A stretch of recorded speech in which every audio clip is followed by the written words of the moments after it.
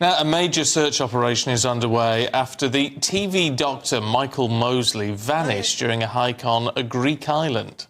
Yes, police fear the 67-year-old may have slipped and fallen whilst walking on St Nicholas Beach 2 days ago. Well, his wife raised the alarm after he failed to return home. Well, we're now joined by former head of a missing persons unit, Mike Neville, who better to talk to. Mike, how will the police be approaching this then?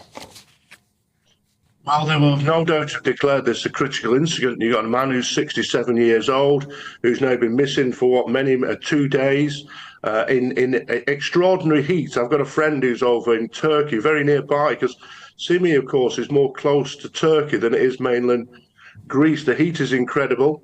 And so the police will be treating this as a really serious incident. As we've seen, they've deployed things like helicopters. They've got drones now over from Athens. There'll be a sea search. There's already been checks of CCTV. Witnesses will be questioned. One of the things that's tragic here, though, is, of course, that Dr. Mosley had a mobile phone, but he had left that in his room. Now, some people might think this is suspicious, but, of course, a 67-year-old doesn't treat their phone like a 17-year-old. You know, it's not important to people who are 67, but phones, of course, would be the greatest thing, because that's what could really help the authorities to find him. Yeah, I mean, I hate to sort of go down the sort of worst-case scenario here, Mike, but, I mean, if he has, as some are suggesting, fallen off a cliff or what have you, I mean, the tragedy would seem to be not only his loss, but the fact that actually answers may be very hard to come by. You're absolutely right there, because the island as well is closer. It's a few miles off the coast of Turkey. It's far closer to Turkey than it is mainland Greece. And so there'll have to be some kind of liaison between the Greek and Turkish authorities regarding the sea search, because that will be, as you say, one of the theories. Because when you look at these cases, there's often two possibilities: that somebody's decided to go missing, or that something has happened to them, an accident, they've fallen ill or something like that.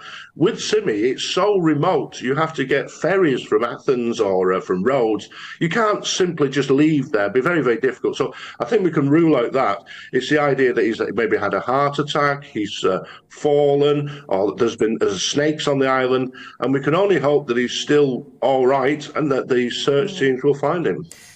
Tell us a bit about what this is like for the family involved. I can't imagine how much stress, panic, worry must go through the heads of family members when they just don't know where their loved one is.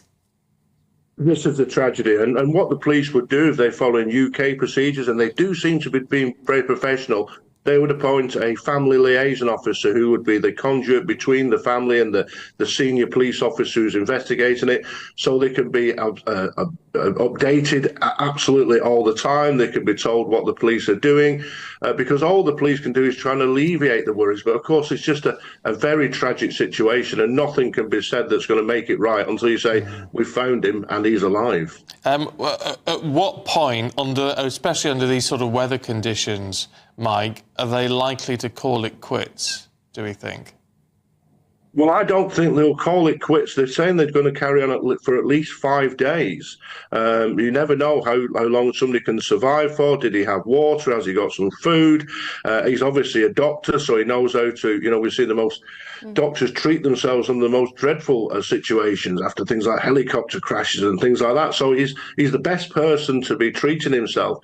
So I think they'll really try to find. No one likes a complete mystery, so there'll be every effort made to find him. OK, Mike Neville, really good to see you.